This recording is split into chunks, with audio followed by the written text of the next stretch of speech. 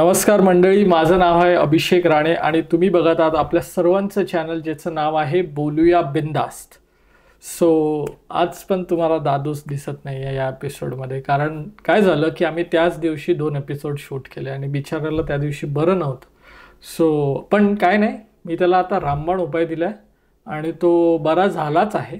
So next ह्याच्या पुढचे episode जे असणार ते दादूस तुम्हाला दिसणार आहे. सो आता आपण या एपिसोडला सुरुवात करूया आणि आपल्याबरोबर आज जो दादा आहे तो आपल्याला किचनर डाउनटाऊनमध्ये भेटायला आला आहे from Scarborough.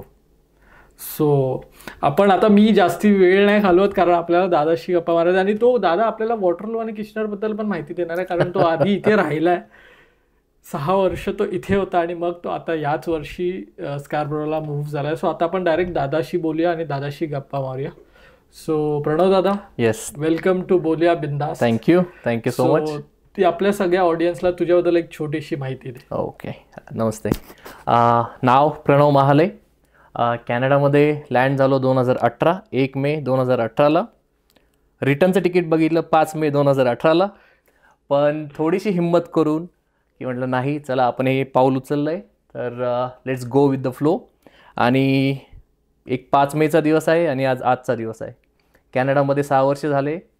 Student life, post graduation झाल्यानंतर वर्क परमिटचं लाईफ आणि त्यानंतर सिक्युरिंग अ कम्प्लीट जॉब, असा एक पूर्ण 6 वर्षाचा प्रवास आहे.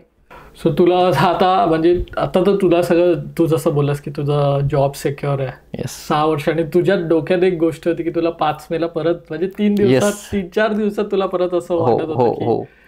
सो त्यावरती ओव्हरकम कसं केलंस आणि त्याच्यानंतरचा आजचा दिवस तुझं कसं काय होतं, काय एक ती एनर्जी होती ज्याला? बघ, पहिलं कारण असं मी म्हणेल की मी घरापासून कधी दूर नाही राहिलेलो.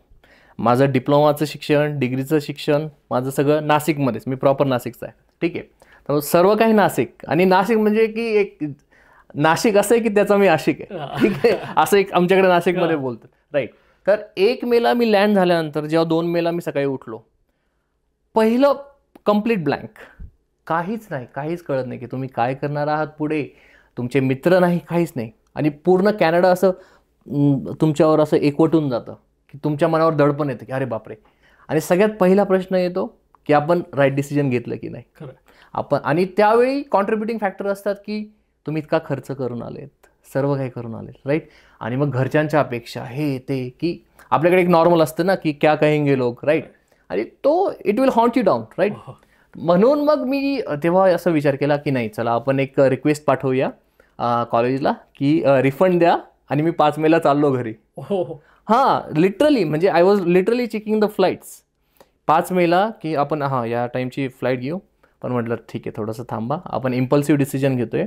थोडंसं थांबून 2 दिवस, 3 दिवस, 3 दिवसाचा आठवडा झाला, 2 आठवडे झाले, 3 आठवडे झाले. हळूहळू करत करत ते दडपण असं हळूहळू कमी होत जातं. जसं तुम्ही लोकांना भेटायला सुरुवात करतात, जसं तुम्ही कम्युनिकेट करतात आणि बघतात की नाही आपल्यासोबत अजून 100 वेळे आलेले आहेत इथे, ठीक आहे. मग ते सर्वाईव्ह करू शकतात तर आपणही करू शकतो नक्कीच. आणि मग तसं आमचं कॉलेज चालू झालं. आणि कॉलेजमध्ये गेल्यानंतर पहिली भीती तर हीच की आमचे जे सिनियर होते ते सगळे जॉबलेस. कुणाचा जॉब लागलेला नाही. सगळे आम्हाला घाबरून देणारे की इथे कोणाचा जॉब लागत नाही, काही नाही, तुमचं काही होणार नाही, ठीक आहे. तरी पण आता म्हटलं चला आपण पाऊल उचललंय ना, let's go with the flow. मग हळू करत करत करत आपण शिक्षण पूर्ण केलं. शिक्षण पूर्ण केल्यानंतर जेव्हा आपण पोस्ट ग्रॅज्युएट वर्क परमिटसाठी अप्लाय करतो, ठीक आहे. त्यानंतर मग पुन्हा एक तेव्हा मी KFC मध्ये पार्ट टाइम जॉब करायचो. हां, जेव्हा मी स्टुडंट होतो तेव्हा. मग ते KFC मध्ये पासआउट झाल्यानंतर 6 महिने मी जॉब केला. त्यानंतर मग माझ्या एका फ्रेंडचा एक मल्टीव्ह्यू लोकेट्स म्हणून कंपनी, तिथे जॉब लागला. फील्ड जॉब होता तो. आणि इथे कॅनडामध्ये मोस्टली इवन मी आपल्या ऑडियन्सला पण सांगेल की जेव्हा स्पेसिफिकली कन्स्ट्रक्शन फील्डमध्ये जेव्हा कधी तुम्हाला चान्स भेटेल फील्डवर जाण्याचा, that's your best opportunity to get into the field, into the job sector. कारण की कॅनडामध्ये एक्स्ट्रीम वेदरमुळे, जसं की आज आपण बघतोय, एक्स्ट्रीम वेदरमुळे लोक बाहेर जायला नाही म्हणतात, फील्डवर जायला नाही म्हणतात. आणि तिथे तुम्ही मोस्ट ऑफ द जे तुमचं कॉम्पिटिशन आहे ते साईडला होऊन जातो असं. मग मी घेतला तो चान्स. आणि मला अजून आठवतं आमचं फर्स्ट जी सॅलरी होती ती काहीतरी $17 का $18 पर आवर होती फील्डवरची, राईट. आणि एक्स्ट्रीम वेजवर काम करायचं, पाय पूर्ण गारठून जातात, हात गारठून जातात. पण म्हटलं नाही ठीक आहे, चला आपण घेतला आहे डिसिजन थांबण्याचा, कुछ करके ही जाएंगे. मग हळूहळू करत करत करत एक आपली किचनरमध्येच कंपनी आहे, मग तिथे अप्लाय केलं. तर तिथे अप्लाय केल्यानंतर तिथून ऑफर लेटर आलं मग. आणि त्या दिवशी जे ऑफर लेटर आलं ते खरं माझं फील्ड रिलेटेड जॉब होता तो. ओके. हां, म्हणजे मला गॅरंटी होती की जो माझा आत्ता जो जॉब चालू आहे त्यामध्ये PR होणार. पण एक जॉब सॅटिस्फॅक्शन पण असतं की तुम्ही डिप्लोमा केलाय, तुम्ही डिग्री केली आहे, त्याच्यानंतर तुम्ही काम पण केलंय, राईट. आणि त्याच्या रिलेटेड तुम्हाला जॉब भेटणं ते आनंदच वेगळा. त्या दिवशी लिटरली मी घरी फोन करून मी रडलो की नाही पप्पा, मी असं असं काम करत होतो आणि आज त्या मेहनतीचं सर्व काही चीज झालं असं. आणि पण तुझ्या आता ती तुमची जी फील्ड, तुझी कोणती एक्झाम? कन्स्ट्रक्शन सिव्हिल मध्ये असतो. सिव्हिलमध्ये. सो इथे आता जर तू 2018 मध्ये आला, सो तुला तुझ्या फील्ड जॉब मिळायला किती वेळ लागला असेल? पास आउट झाल्यानंतर आय वुड से मी मे मध्ये पास आउट झालो, राईट. 2019, राईट. 2020 जुलैमध्ये मला माझा फील्ड जॉब भेटला. 2020. येस, कारण की 6 महिने मी KFCचा जॉब कंटिन्यू केला. बरोबर. आणि त्यानंतर 6 महिने हा ऑन फील्ड जॉब केला कंटिन्यू. असं म्हणजे जवळजवळ 1 वर्ष गेलं माझं. सो तेव्हाचा जो तुझा एक काय म्हणतो आपण, जेव्हा आपल्याकडे फील्ड जॉब नसतो, म्हणजे ग्रॅज्युएशन नंतरची गोष्ट आहे, सो ते जे 6 महिने होते ते कसे होते? म्हणजे बेसिकली मेंटली मी विचारेन की तुझ्या डोक्यात तेव्हा काय चालायचं? नाही, त्यावेळी मिक्स थॉट येतात ना की, आणि टू बी ऑनेस्ट, जर कोणाचा जॉब लागतोय किंवा जर कोणाचं काय होतं, तुमच्या मनामध्ये ते एक फिलिंग येतात की यार याचा जॉब लागतोय, मग माझा का नाही लागत आहे. आणि मला आठवतं ज्या दिवशी माझा हा फील्ड जॉबचा इंटरव्ह्यू होता त्याच्या आदल्या दिवशी रात्री मी KFC मध्ये डिशेस करत होतो. ठीक आहे, रात्री 11:30 पावणे 12च्या आसपास काहीतरी. आणि तेव्हा मी म्हटलं की नाही, हे जर नाही करायचंय उद्यापासून किंवा व्हॉट एव्हर इन 2 weeks, उद्या तुला तुझं बेस्ट द्यावंच लागेल. जर नाही दिलं then yes, just keep on doing what you doing. कारण की त्यावेळी असं होतं की नॉट जस्ट तुमचं जॉब शेड्यूल हेक्टिक आहे KFCचं, रात्री 12ला शिफ्ट क्लोज केल्यानंतर पायी घरी जायचंय, कारण की बसेस तेव्हा 12ला बंद होऊन जायच्या. मी होमर वॉटसन आहे ना किचनरचं, तिथे KFC मध्ये काम करायचं. आणि तिथून मी राहायला होतो वेनियर ड्राईव्ह, जे आहे आपल्या फेरव्यू पासून कोर्टलँड ॲव्हेन्यूच्या जवळ. तर मग तिथून KFC पासून घरी जायला 1.5 तास लागायचं चालत. मग 12 वाजता जे निघायचं, 1 to 1 करत करत 1:30 वाजता पोचायचं घरी.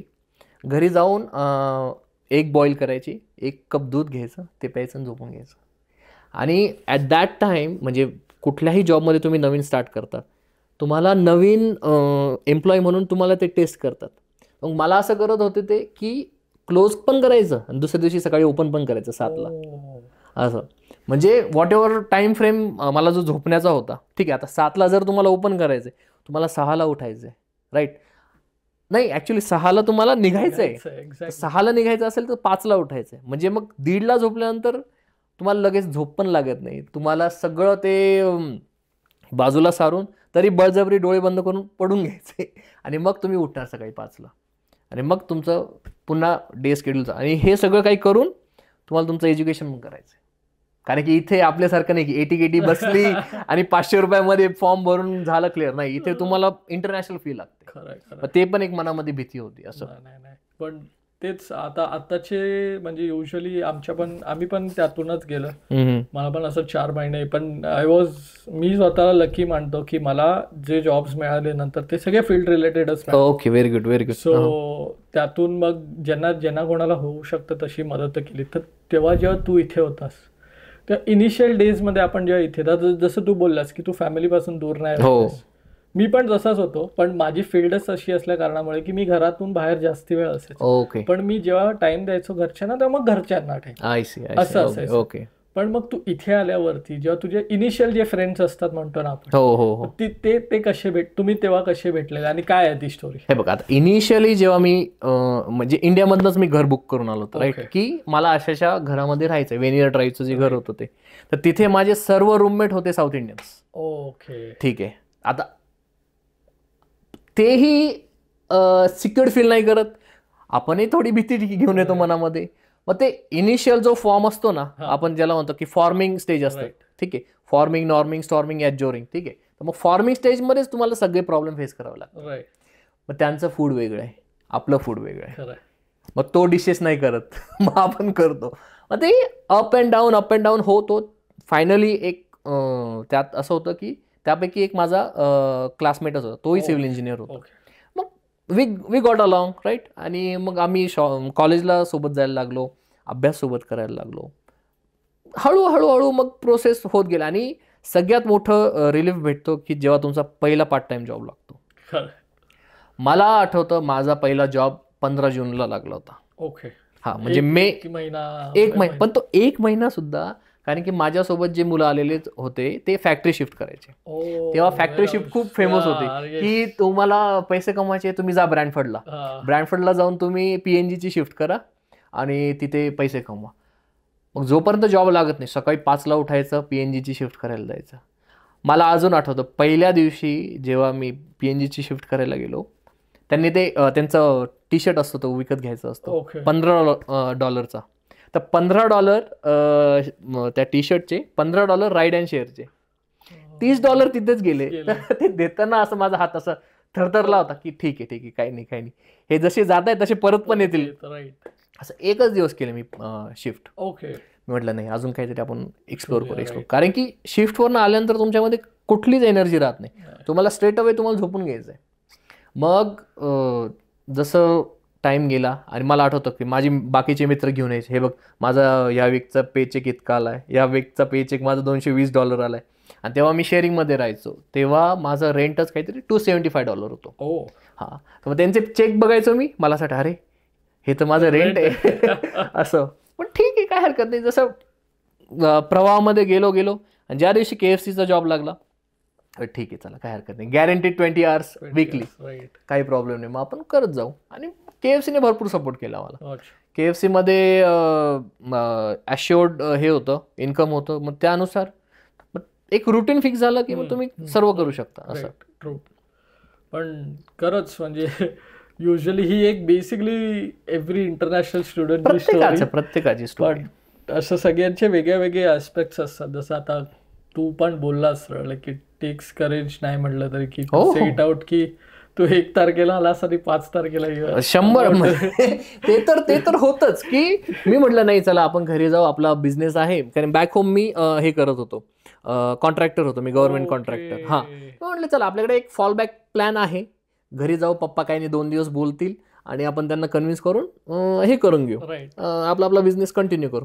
म्हटलं नाही ठीक आहे, आपलं ठरलंय ना, मग आपण थोडंसं स्वतःला पण टाइम देऊ. कारण की जसं मी आता या बाकीचे जे मुलं मी होस्ट केले घरी जितके पण, त्यांना पण मी तेच सांगायचो की जसं तुम्ही कॅनडाला ऍक्सेप्ट करताय तसं कॅनडा पण तुम्हाला ऍक्सेप्ट करताय. असं तुम्ही दोघं एकमेकाला टाइम द्या आणि स्लोली इथली हवा पण वेगळी, असं होतं, लोक नाही वेगळी, हवा पण वेगळी इथे. मग तसं हळूहळू होत गेलं. मग आपलं फील्ड जॉब आणि मग खरंच आहे. पण तुझी जी फील्ड आहे आता, इथे पण तू कन्स्ट्रक्शन सिव्हिल मध्ये असतो. सो आता जी आपली नवीन मुलं येणारी आहेत सेम फील्ड किंवा त्यांचं पण काय त्याचं असं, सो त्या फील्डचा म्हणजे कसा स्ट्रक्चर कसा असतो if they want to get into this field आता इकडे. कारण आपलं जर इंडियाचं तू बघशील, इंडियाचं you know like being into construction तुला तू एक्सपिरियन्स केलाच असणार. सो तिकडे जो एक सेम जर कोणी एक्सपिरियन्स केलाय की इंडियाचे कन्स्ट्रक्शन आणि इथे, तर मूळ फरक काय जाणवतो की एकदम कोर फरक की हा एकदम एक्स्ट्रीम फरक आहे, जो जेव्हा हिट होतो तेव्हा असं वाटतं की अरे हे खूप वेगळं. ऑनेस्टली सांगू, जेव्हा आपण इंडियामध्ये येतो, आता माझा पर्सनल एक्सपिरियन्स सांगतो, ठीक आहे, कन्स्ट्रक्शन आपण इथे जे म्हणतो जसं इंडियामध्ये पण कन्स्ट्रक्शन रफ फील्ड आहे. You have to deal with lot of different type of people, not just different type of people, different nationalities, different culture, सगळं काही वेगळं आहे त्यामध्ये. ठीक आहे, जेव्हा तुम्ही इंडियातून इकडे येतात, आणि not just civil specific, construction specific, जेव्हा ॲज अ इंडियन आपण एक दुसऱ्या कंट्रीमध्ये येतो, तेव्हा आपल्यामध्ये एक कॉम्प्लेक्स असतो की whether I will be able to deal with this people, whether they will be able to deal with me. हा कॉम्प्लेक्स ज्या दिवशी माझ्या मनातून गेला किंवा कुणाच्याही मनातून गेला, that's it. You are into the race now. You are into the big league. माझ्या मनातही असं होतं. ठीक आहे, जेव्हा मी माझा AGF रिबारचा जॉब सोडून आता जी करंट कंपनी त्यामध्ये गेलो, तिथे AGF रिबारमध्ये असं होतं की मी डिटेलिंगमध्ये काम करायचो. रिबार डिटेलिंग, स्टील डिटेलिंगमध्ये. तिथे असं होतं, ऑफिस इतकं शांत, पिन जरी पडली तरी आवाज येणार. आणि इथे रिमार फॉर्मिंगमध्ये मी कामाला आता. ठीक आहे, हॅमिल्टन बेस्ड कंपनी. तर तिथे गेलो, साईटवर सगळेच ओरडत आहे. म्हटलं अरे हे तर बोलूच देणार नाही कोणी कोणाला, सगळेच ओरडताय इथे. पण ठीक आहे, थोडंसं मग म्हटलं सेम थिंग, बरोबर, रिटर्न का तिकीट तो हे नाही आपले पास. ठीक आहे, मग काय करायचं, देऊ आपण थोडेसे महिने, 2 महिने 3 महिने. ठीक आहे, आणि दिले. 3 महिने झाले, 3चे 6 झाले. 6 महिन्यामध्ये कंपनीलाच कॉन्फिडन्स आला की नाही आपण याला एक प्रोजेक्ट देऊ शकतो. मला हॅमिल्टनवरून मूव्ह करून ओकविल. सेकंड प्रोजेक्ट माझा ओकविलचा. First project was McMaster University. Second project मी रेसिडेन्शियल केला, कॉन्डोज असं. मग तो ट्रॅफल्गर रोडवर होता. मग तो त्या प्रोजेक्टला याकरता पाठवलं की Pranav is a quiet guy. By the end of the project was a different picture, पण त्याबद्दल नंतर बोलू आपण. पण मग तिथे प्रोजेक्ट झाल्यानंतर हळूहळू बघितलं की प्रॉब्लेम्स काय. मग तुम्हाला डिफरंट कॅरेक्टर भेटतात. आणि जसं की तू बोलला की इंडियामध्ये आणि कॅनडामध्ये काय डिफरन्स आहे. इथे लोक अपफ्रंट आहे फार. जर तू काही छान केलं, तुझ्या मागे जाऊन तुझ्याबद्दल छान बोलतील, तोंडावर छान नाही बोल. पण चूक जर केली, अजून 10 लोक घेऊन येतील आणि तुझ्या तोंडावर सांगतील. का? कारण की पुढे जाऊन तू ती चूक करू नये and you should perform better. असं. मग हे समजायला पण मला वेळ लागला. तर ठीक आहे, काय हरकत नाही. पण एक कालावधीनंतर मग ते लक्षात आलं की नाही, this is how this guys work, right. आणि तर सेकंड मी असं सांगेल, जेव्हा तुम्ही इंडियामधनं एक्सपिरियन्स घेऊन येतात किंवा फ्रेशर येतात, तुम्ही असं एक एम ठेवू नका की मला ह्याच प्रकारचा जॉब करायचा आहे. नाही, कारण की मी असे 2 ते 3 कॅन्डिडेट बघितले जे आपण म्हणतो ना की खाईल तर तुपाशी नाही तर उपाशी. नाही, you have to get into the flow. तुम्ही फील्डवर जा ऑटोमॅटिकली. आणि बघ, मी असं बिलीव्ह करतो की हे कुठे ना कुठे नोट होतं. हे इथे नोट होतं किंवा तिथे नोट होतं की हा एफर्ट टाकतोय. And at the end of the day you will get the fruit for it. कारण की माझ्यासोबतचेच असे 2-3 मुलं आहेत जे आता इंडियाला गेलेत. हो, नाही भेटला जॉब, फ्रस्ट्रेट झाले, इंडियाला गेले. असं बघ, आता मला फॉल बॅक प्लॅन होता, पण मी म्हटलं नाही, आपल्याला काहीतरी करूनच जायचं इथे. आणि मला आठवतं एक रात्रीला असंच मी चाललो होतो KFCची शिफ्ट क्लोज करून. मी म्हटलं नाही यार, हे किचनरने बहुत तंग किया अपने को. जसं शाहरुख खान बोलला होता सिलिंगला उभं राहून की मुंबईत बहुत तंग किया, एक दिन तेरे पे राज करूंगा. राज तर नाही, पण ठीक आहे, काय हरकत नाही. आपण जर एफर्ट टाकले फळ भेटतच. खरं तेच ऍक्च्युली हेच एक चांगला गोष्ट बोललास की तू गिव्हअप करून नाही काहीच नाही. विचारच का केला? माझा एकदम बेसिक आहे की मुंबईत किंवा इंडियामध्ये असाल आणि तुम्ही अशी गोष्टी म्हणाल की हा आपण हे काहीतरी सुरुवात करूया, आणि ते जर तुम्हाला नाही जमलं की ठीक आहे, लोक 2 दिवस बोलतील पण समजतील तरी की खूप घुसलाच नाही, मध्येच सोडून दिलं. पण इथे म्हणजे हे नाही, इथे कसं होतं ऍक्च्युली, आता कसं सांगू मी की गिव्हअप हा ऑप्शनच नाहीये. एक्झॅक्टली. हे मनातच नको यायला की नाही यार चलो आपण वापस चल जाएंगे और कुछ ना कुछ कर लेंगे. नाही, हा ऑप्शनच नाहीये. तुम्ही जर तुम्हाला काही भेटत नाहीये ना, you are not trying enough. Exactly, खरं. तुम्ही ट्राय करा, तुम्हाला 100% कुठे ना कुठे ना बोट पिन तर सापडेल की चला तिकडे जायचंय. आणि आमचं जो कंपनीचा ओनर आहे माईक मार्टिन्स, ठीक आहे, ही इज अ पोर्तुगीज गाय. तो आम्हाला नेहमी सांगतो की हे बघा, 2 प्रकारचे लोक असतात, जे फक्त अंधारात राहतात, आणि एक दुसरा आहे की ज्याला उजेडाचं महत्त्व असतं. ठीक आहे, आणि कितीही अंधार असो, एक रे आहे जो लाईटचा, it is enough to penetrate all the way. बस, मग depend on you what you want to be. You want to be the darkness, you want to be the ray of light. That's it. आणि तोच एक thought आहे मी मनामध्ये घेऊन चालतो की नाही, I am the ray of light. मला घुसायचं आणि करून दाखवायचं बस. आणि याचंच फळ म्हणून आमच्या कंपनीने आत्तापर्यंत केलेला सगळ्यात मोठा प्रोजेक्ट तो मला भेटलाय. क्या बात आहे. आणि तोच जो आता आपलं स्कार्बरोचा प्रोजेक्ट आहे अच्छा. तो करतोय आता. क्या असं. बात आहे.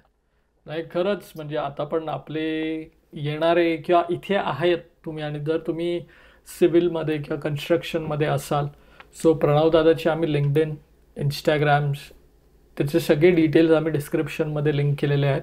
तुम्ही स्ट्रेट, कारण आम्हाला तर लोक कॉमेंट करून विचारतात प्रश्न किंवा आम्हाला मेसेज करून टेक्स्ट करून विचारतात त्याबद्दल आम्हाला आयडिया नसते.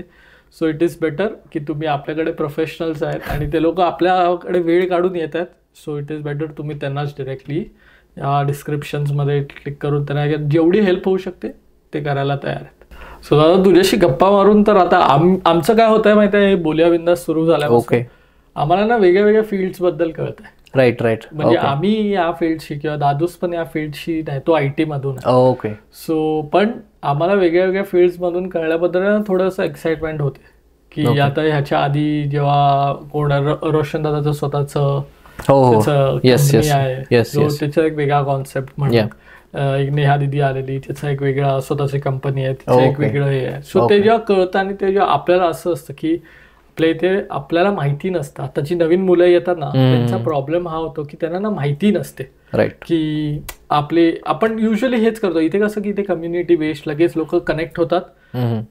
बोलायला तरी नाही पण ॲटलिस्ट वीकमध्ये एकदा आपण भेटलो, मराठी बोललो मनसोक्त की कसं रिचार्ज झालो पूर्ण. नेक्स्ट वीक चला परत कामाला 5-6 दिवस काम केलं, परत 7व्या दिवशी भेटलो मित्र. आपण जसं आपण इंडियामध्ये असताना कसं रोज आपण संध्याकाळी खाली उतरायचो किंवा रात्री जेवण झाल्यावर खाली उतरायचो. बरोबर. सो इथे आता आपली जी मराठी मुलं येतात का ते, सो तू जेव्हा आलेलास आणि इथे कसे आता तू जसं बोलला की सगळे साऊथ इंडियन रूममेट्स होते तुझे, ते पण जे पहिले रूममेट्स असतात ते स्पेशल असतात, सगळं बघतो त्यांच्यासोबत. बट तू इथे आल्यावरती मराठी रूमीज किंवा मराठी फ्रेंड्स तुझे पहिले कसे झाले? माझा पहिला क्लासमेट ओके ठीक आहे म्हणजे तोच पुण्याचा होता. अच्छा. भूषण, तो मराठी ठीक आहे. आणि मग त्याच्यानंतर मग क्लासमध्ये दुसरं कोणी मराठी नव्हता. ओके. नंतर मग आम्ही एक हरीश दादा ठीक आहे. तर मी एक ग्रुपवर हे टाकलेलं की मी वॉटरलूमध्ये राहतो, तर अजून कोणी मराठी असेल काय, I would love to hang out right. तर मग मला हरीश दादांचा रिप्लाय आला. Okay. And I consider that as the luckiest day of my life. Like Harish Dada मला भेटले. ओके. मी वॉटरलूला 145A वी बस स्ट्रीटला राहायचो ठीक आहे. तर मग मी दादांना भेटलो आणि दादांना भेटून लगेच एक तुमचं बॉडीवर मॅच होतो. तर दादांसोबत जशी मैत्री जमली आणि till today touchwood they are like family member to me. खूप. तर दादांना मग मी सांगितले की दादा मी अशा अशा घरात राहतोय ठीक आहे. तर या घरातले माझे रूममेट जे आहे ते सोडून जाणार, ते पंजाबी होते. So they were planning on moving on to Manitoba or something like that, right? Because after 12th फार क्रिटिकल. तर मग दादांना मी 145A विवर स्ट्रीटला यायला सांगितलं, म्हणजे बोललो, रिक्वेस्ट केली की या राहा. त्यानंतर मग कुणाल कोल्हे, त्याच्यानंतर अद्वैत बापट, त्याच्यानंतर प्रणव आठवले. मग आम्ही एका घरात राहायला लागलो सर्व. मग it was like a family. मग आम्ही असं ठरवलं की आम्ही आमचे एक्सपिरियन्स शेअर केले राईट. आणि तेव्हापासून मग असं आमचं ठरलं की आपण एक ग्रुप बनवूया. आणि ग्रुप बनवल्यानंतर म्हणजे इवन मुलगा इंडियामध्ये जरी असेल, आम्ही जर तो लकीली आमच्या कॉन्टॅक्टमध्ये आला, वी कॅन गाईड हिम की बघ अशा अशा ठिकाणी राहायला जा, तुला इतकं रेंट पडेल. आणि लकीली त्यावेळी मी ज्या घरात राहत होतो आमचं सगळ्यात लोवेस्ट रेंट होतो. सो सेपरेट रूम, आता इवन ऑडियन्स पण सांगेल, $470. All inclusive. So because I was holding on to that house for almost 3 years. Right. तर मग ते पण एक मेजर अट्रॅक्शन होतं विद्यार्थ्यांसाठी किंवा कोणी पण नवीन येणार आहे की नाही यार, this is the cheapest house that I can get into. आणि प्लस सगळे मराठी. तर मग ते, आणि इवन मी एक विद्यार्थ्याचं सांगेल की तो इंडियामध्ये होता. मी त्याला लिटरली मॅपचे स्क्रीनशॉट पाठवले की आपल्या घरापासून कॉनस्टोगा आहे 5 मिनिटाच्या वॉकवर, आणि जर तू लकी राहिलास तर राईट साईडला ब्रिजपोर्ट प्लाझा आहे, तिथे तुला जॉब लागला टीम हॉटेल्समध्ये. आणि लिटरली तसंच झालं. सो 7 मिनिटावर जॉब आहे बाय वॉक आणि 5 मिनिटावर कॉलेज आहे. याहून सुंदर काय पाहिजे अजून, आणि चीपेस्ट रेंट आहे. एक्झॅक्टली. मग तेव्हापासून आम्ही असं ठरवलं की ॲज मच ॲज पॉसिबल आपण हा ग्रुप वाढवू. त्या ग्रुपमध्ये कोणी पण जर रिक्वेस्ट पाठवली, आता तेव्हा असं होतं की माझ्याकडे कार होते, पण वाढता वाढता वाढे जसं मुलं कनेक्ट होत गेले. आता समजा जर मी तुला हेल्प केली, ठीक आहे, आणि भविष्यात पुढे जाऊन तू कार घेतली, तर तुझ्याकडनं मी ट्रान्सपोर्टचे पण पैसे नाही घेणार. We just want you to pass it on. Right. म्हणजे मग तुझ्या पण मनामध्ये एक असतं की नाही, मी जेव्हा नवीन आलो तेव्हा मला कोणीतरी मदत केली होती असं. आता असंच एक सांगायचं झालं तर अनिकेत शिर्के म्हणून आपल्या ग्रुपमध्ये मुलगा आहे, ठीक आहे. तर त्याचं कुठून तरी कॉन्टॅक्ट त्याने मला केला. तर अरे दादा मला फार टेन्शन आहे. म्हटलं काय टेन्शन आहे सांग. नाही, माझ्याकडे एअरबीएनबी आहे. एअरबीएनबी माझं 2 दिवसामध्ये संपणार आहे आणि एअरबीएनबी इज टू एक्सपेन्सिव्ह, खूप एक्सपेन्सिव्ह. तर त्याला म्हटलं तू टेन्शन घेऊ नको, आपल्या घरामध्ये बेसमेंट आहे, फिनिश बेसमेंट आहे, तुला वाटेल तितके महिने राहा. त्याचं हे टेन्शनच निघून गेलं. तो नाही, मला जॉबचंही टेन्शन नाही राहिलं, कसलंच नाही. मला ऑलरेडी इतकं रिलीफ वाटतंय. तो आला, भेटला आणि 2 दिवसात त्याला घर भेटलं. खरं. आणि सगळ्यांच्या कॉन्टॅक्टने, कारण की मला माहिती आहे की एक मिसेस आगामध्ये एक विद्यार्थी, त्याचं कॉन्टॅक्ट नाही, काही नाही. त्याला $1400 एका रूमचे भरावे लागतात. अरे बापरे. आणि it was like some foreign landlord. त्याने बघितलं की नाही चला आला आहे नवीन, आणि इंडियातूनच त्याने बुकिंग केली. अरे, all because of you didn't get in contact with the right people. असं मग जसं हे वाढत गेलं, आता म्हणता 5 जणांचा ग्रुप 600 मुलं झालेत आता. हो खरं आहे. आणि त्या ग्रुपमध्ये पण आम्ही मी नाही, म्हणजे आता मी तर इतका ॲक्टिव्ह नाही राहिलो, दादा आहेत अजून, हरेश दादा. तर हरेश दादांनी रूल्स स्पेसिफाय करून ठेवले की तुम्ही मार्केटिंग करू नका. हा विद्यार्थ्यांचा ग्रुप आहे, न्यू कमर्सचा ग्रुप आहे. याचं वन अँड ओनली इंटेन्शन आहे की मदत करावी. राईट. कुठल्याही तुमच्या फायद्याचा अपेक्षा न ठेवता.